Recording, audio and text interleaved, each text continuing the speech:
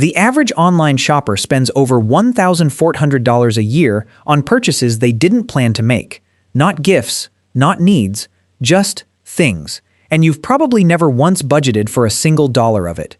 You open the app to check one thing, a tracking number, a price you saw yesterday, a just-looking scroll before bed. 11 minutes later, you've bought a jacket you didn't know existed when you unlocked your phone. You tell yourself this was a small lapse, a moment of weakness, your fault, your willpower, your problem to fix, with more discipline next time.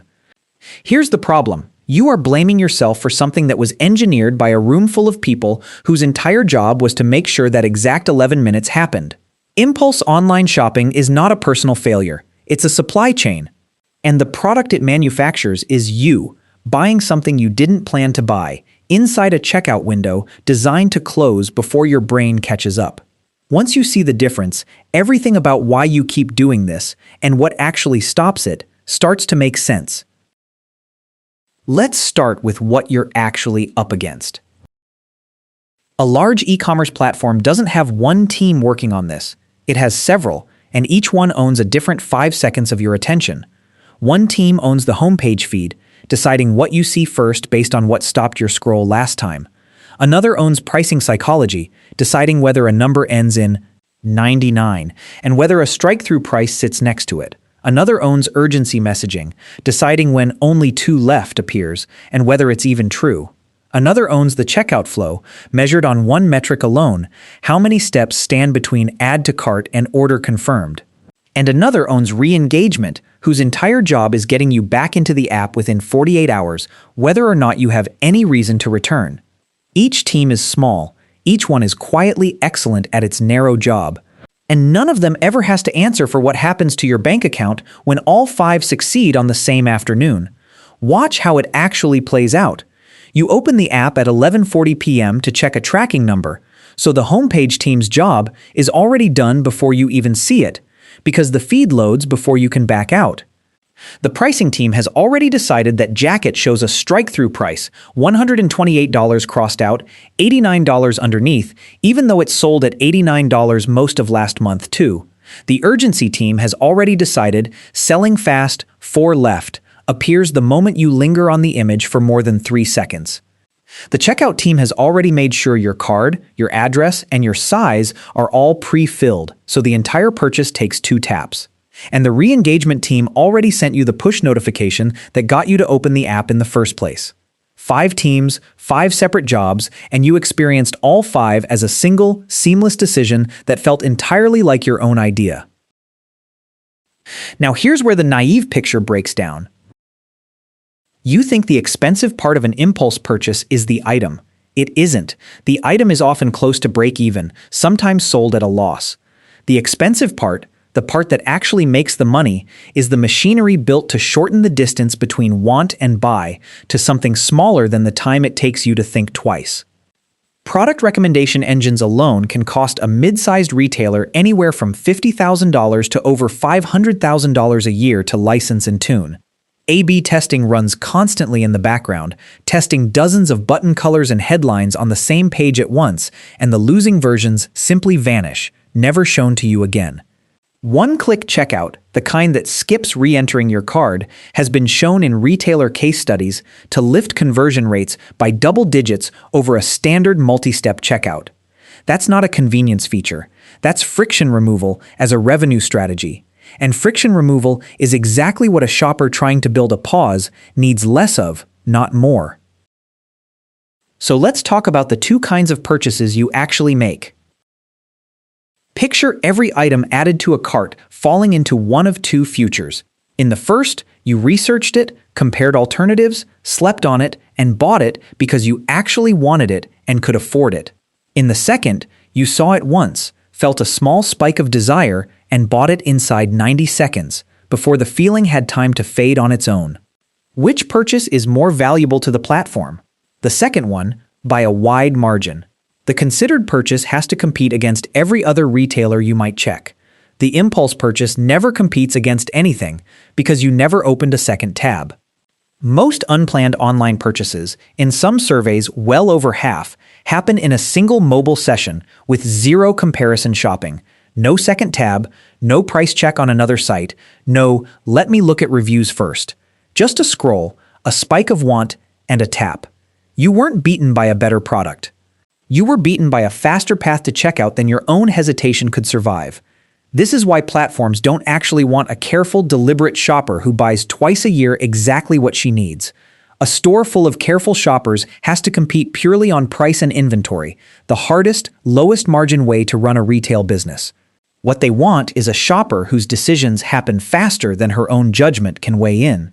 The purchase you can barely remember making 3 days later is one of the most profitable transactions a platform can generate, because it was made at full price with no comparison and often with add-ons slipped in at the last screen you barely read. There's a seasonal wrinkle, too. A huge share of annual e-commerce impulse spending clusters around a handful of manufactured events: Amazon Prime Day, Black Friday countdown timers, 72-hour flash sales. Retail data around events like these shows conversion rates spiking several times above baseline, not because the discounts are always unusually deep, but because the deadline itself does the persuading. And just like gym memberships that quietly go unused after January, a large share of these purchases come back. Return rates on impulse-driven online orders run meaningfully higher than on planned ones. In categories like fast fashion, return rates north of 20 to 30% are treated as normal, already priced into the margin before you ever click buy. Now the psychology, because it matters as much as the mechanics. A countdown timer on a product page isn't decoration. It borrows a very old survival instinct, the fear of missing a limited resource, and applies it to a hoodie. Only 3 left in stock, whether or not it's accurate, triggers the same response.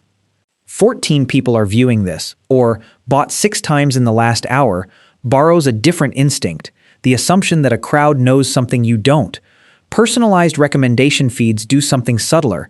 They remove the search cost entirely. You never had to go looking for something to want. It was placed in front of you, timed to your scroll, styled to look like it was chosen just for you, because it was. The checkout flow itself works in reverse of a gym's cancellation page. Signing up for a gym is made slightly harder on purpose, to filter out the uncommitted. Buying something online is made almost frictionless on purpose. Saved cards, saved addresses, one-tap confirmation, because every extra screen between desire and purchase is a screen where you might change your mind. And a changed mind is lost revenue. Buy now, pay later deserves its own moment here.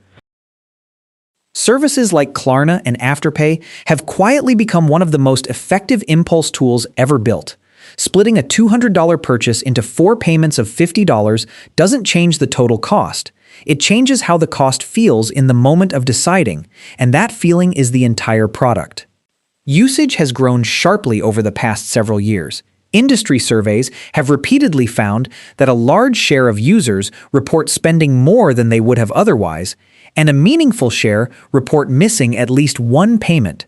The mechanism is the same one that makes a subscription gym profitable off people who never show up. Decouple the moment of commitment from the moment of consequence, and the commitment gets easier every single time. So does this system ever break? It does, and how it breaks is instructive. Several fast fashion and flash sale platforms, built almost entirely around manufactured urgency, have hit the same wall over time. Take the ultra-fast fashion model popularized by companies like Shein, thousands of new items uploaded daily, each one priced to be an impulse buy on its own, each product page built around scarcity counters and limited time pricing. It's extraordinarily good at generating the 11-minute purchase. It's also generated a wave of scrutiny over exactly how much of that revenue quietly reverses through returns, and how much of it depends on customers who never actually wanted 3 of the 5 items they ordered, they just wanted to stop deciding.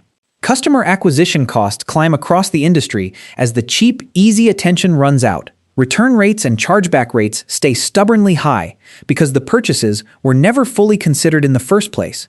A business built on rushed decisions inherits a business built on rushed regrets. Regret shows up on the balance sheet as returns, refunds, and chargebacks, each one costing the platform not just the lost sale, but the shipping both ways and the processing fee on top.